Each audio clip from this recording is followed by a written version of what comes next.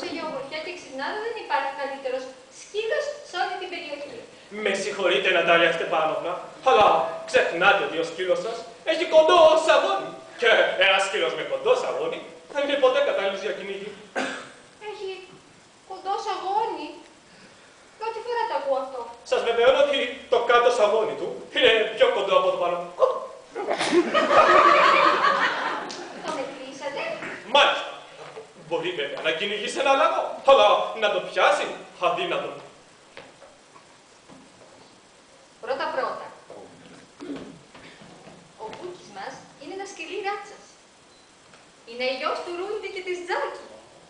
Έχει δασί μαύρο τρίχωμα, ενώ ο σκύλος ο δικός σας έχει τόσα χρώματα πάνω που δεν ξέρεις τι χρώμα έχει ο ψωριάρης.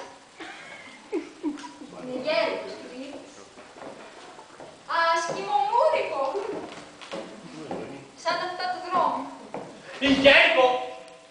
Δεν θα άλλαζα το πουλί μου ούτε με 10 μπούκιδες. Ο πουλής είναι ένας σκύλος τέλος πάντων. Ενώ ο μπούκης σας είναι αστείο και που το συζητάμε. Τέτοια σκυλιά μπορεί να έχει ο καθένας. Με 25 ρούμπια και πολύ καλά πληρωμένος θα έλεγα.